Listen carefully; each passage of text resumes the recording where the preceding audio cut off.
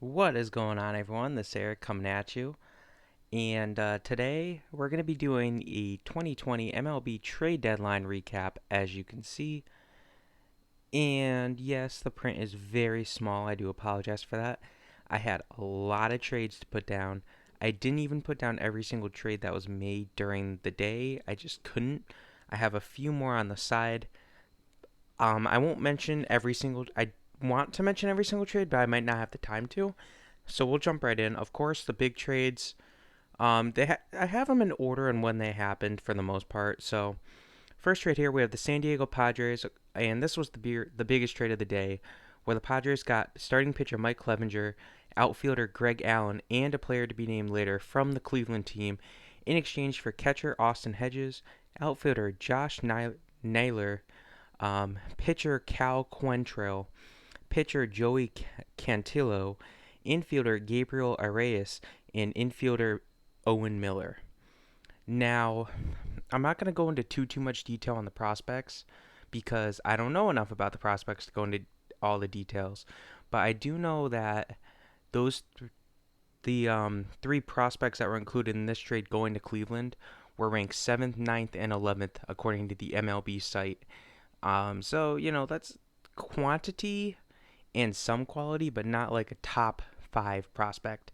It's a little surprising. Clevenger wasn't a name I was expecting to move, but at the same time, when I did the video this morning discussing the, MLB standings, I did mention don't be shocked if Clevenger's traded.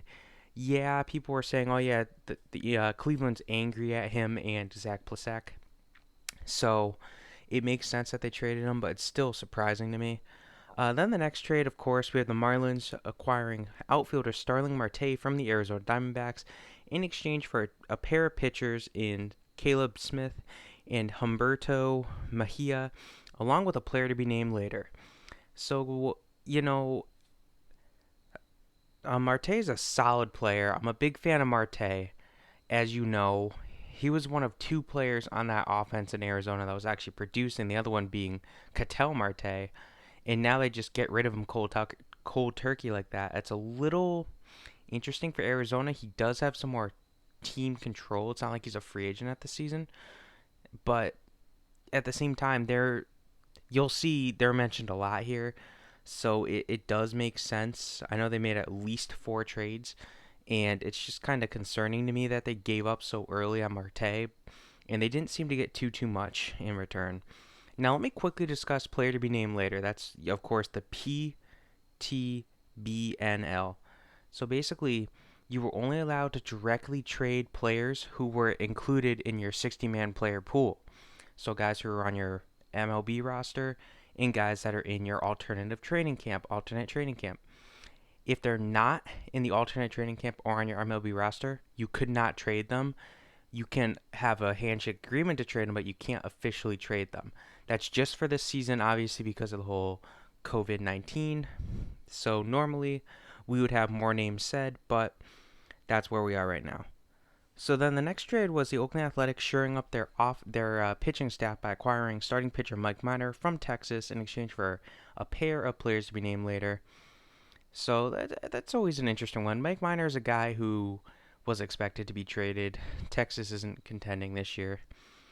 Toronto made a couple moves, and they surprised a couple by acquiring Jonathan Villar from Miami for a player to be named later. Going into that one for a second here, Miami basically, one of their top prospects had opted out of the season, and now he's saying he wants to come back if the MLB will let him. So it makes sense to trade Villar. If you don't get him back, it's fine. You have another guy you can put in. Villar hasn't been amazing this year. And they also acquired Robbie Ray, the starting pitcher from Arizona, for a pitcher in Travis Bergen and some cash. So cash gets traded a lot this trade deadline because teams don't have the money, and money is hard to come by when there's no fans in the stands and the salary cap is drastically lowered. So it's always interesting. Robbie Ray is a free agent after this season, so Arizona made a smart move to deal him because he wasn't going to re-sign anyway. Then we get the Cincinnati Reds. Again, another team taking someone from the Diamondbacks, acquiring their closer, Archie Bradley, in return for Stuart Fairchild and utility man Josh Van Meter. Now, Van Meter's a solid player. He's not elite by any stretch of the means. He's just a good role player that Arizona's getting. Fairchild's a decent prospect. I think he was like a top 20 prospect, but barely. Well, Archie Bradley is under team control for a few more seasons this year and next year, and possibly year after. I think it's just 2020, 2021. Archie Bradley has a lot of potential, but we know what we saw in 2017. He's a very good player, but he wasn't as good in 2018 or 2019, and he's been okay in 2020. So the Colorado Rockies would receive outfielder Kevin Pillar from Boston in exchange for a player to be named later in cash. Good move by Boston. He was going to be a free agent after this season anyway. Boston's in a lost season. Just throw a body out there at this point. Cubs would receive Cameron Maybin from Detroit for infielder Zach Short. Don't know much about Zach Short, I will be honest here, but Cameron Maybin, he's been around the league for a while. He's at least going to a team that has a good chance this year to make a run, especially in a shortened season. No offense to Detroit, but, Cameron Maybin finally getting another chance here. Toronto would acquire a bunch of players as well. Toronto and San Jose just made a ton of moves. And Toronto would receive pitcher Ross Stripling from the Dodgers in exchange for a pair of players to be named later. Now, yes, I know Stripling's been a starter, but he's also been a reliever. And with the moves that Toronto's made, I won't be shocked to see Stripling coming out of the bullpen for them.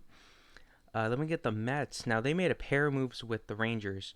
So I did a slash line here. They would receive catcher Robinson Chirinos and infielder Todd Frazier from Texas in exchange for a pair of players to be named later. So yes, they did two separate trades rather than just group the two together. It is what it is. I guess that's in case one of them fails a physical somehow. At least you can say, oh, well, listen, it's a separate trade, so we still get this guy. The Phillies would receive relief pitcher David Phelps from the Milwaukee Brewers in exchange for 3 players to be named later. Now, according to the reports, the 3 players to be named later are going to be smaller names, not big ones.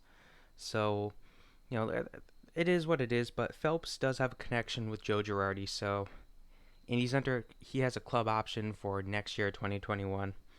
So the high price isn't necessarily something I was very excited about, but it makes sense.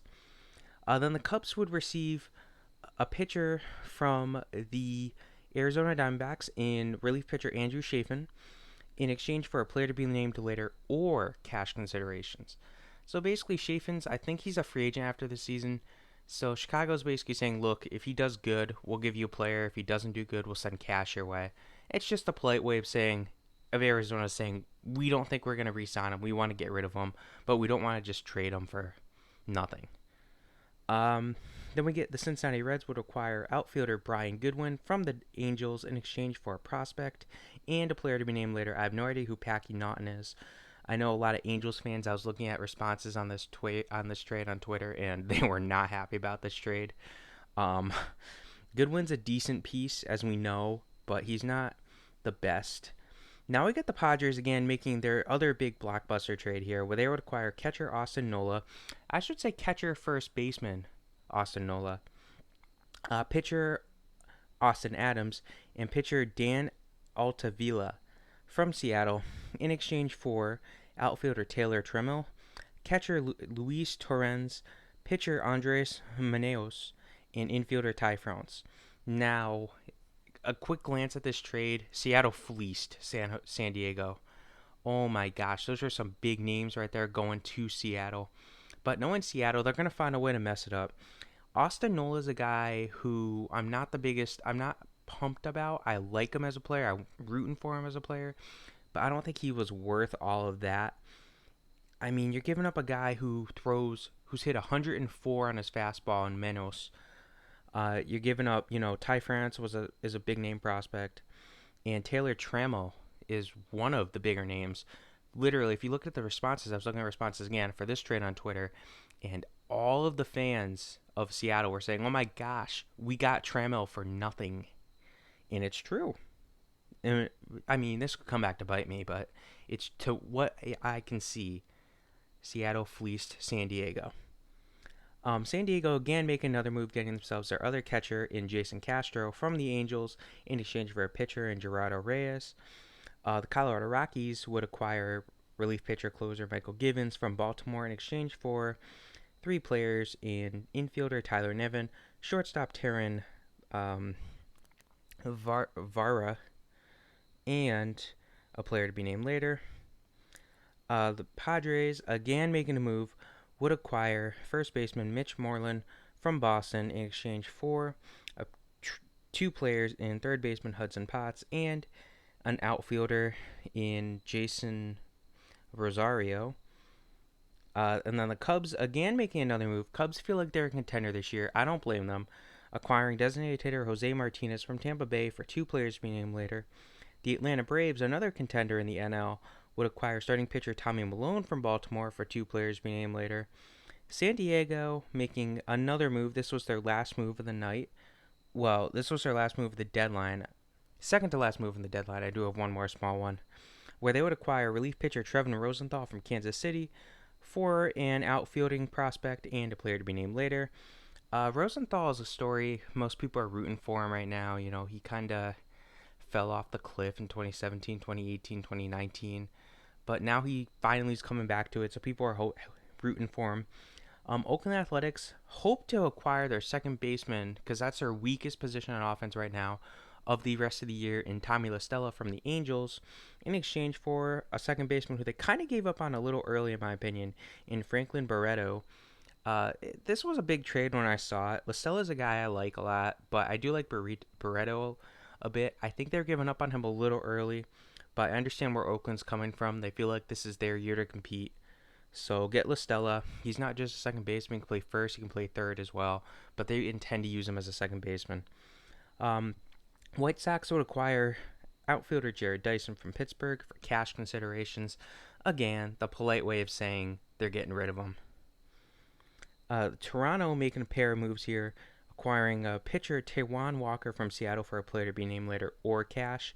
And again, first baseman Daniel Vogelbach from Seattle for cash.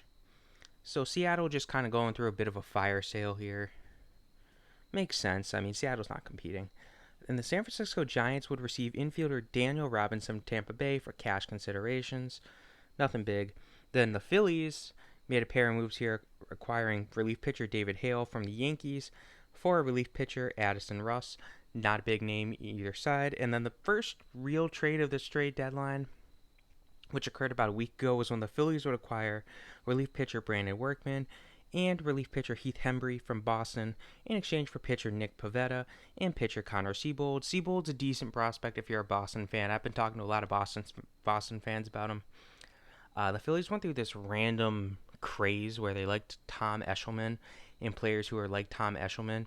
Tom Eshelman is essentially like a poor man Shane Bieber. He doesn't walk a lot. He allows hard contact, but he's also very accurate. Like I said, he doesn't walk a lot of players. He doesn't walk a lot of players, and he doesn't walk a lot of players. He doesn't get too many strikeouts. That's a flip side. But he's a guy who he allows a lot of hits, but he doesn't walk a lot of players. It's insane. So Boston's taking a chance. Same with Nick Pivetta. You know, you got to take a chance on him. And Philadelphia gets a pair of relievers who hopefully can help turn their bullpen around. Both are expiring contracts at the end of the season. And, of course, I have my last 5 trades here on my little notebook. But we have the Mets acquiring a relief pitcher in Miguel Castro from the Orioles in exchange for pitcher Kevin Smith and cash or a player to be named later. The Padres acquiring relief pitcher Taylor Williams from Seattle for a player to be named later. Again, nothing big. The Cubs would acquire pitcher Josh Osich from the Red Sox for a player to be named later or cash. The Giants would acquire pitcher Anthony Banda from the Rays in exchange for cash. And the last trade of the day was when Tampa Bay acquired outfielder Brett Phillips from Kansas City for shortstop Lucius Fox. So that's the trade deadline. It was definitely a lot of work, just watching all these trades go through. And I thought, oh, cool, when it's 4 o'clock, I'll be able to do the video. Wait a second. All these trades keep coming through. 4:15, 4:30, a trade. 5:30, a trade gets announced. And I'm just like, okay, I'm going to hold off. So I do apologize for this trade video coming up late. It's probably going to be up around 11:30, midnight, honestly. But I hope you guys enjoyed this. Stay tuned. Tomorrow, we're going to be having 2 more videos discussing the prospect pools for both the AL and the NL will be fun. Now that this is done, if the updates, if the prospect lists aren't updated, I'll just push the videos back a couple days. I'm more than willing to do that. But I hope you guys enjoy the rest of your day. This is Eric heading out. Have a great day, and I hope your team won this trade deadline. If you did, you're probably a Padres fan or a Blue Jays fan, and maybe a Cubs fan. Have a good one.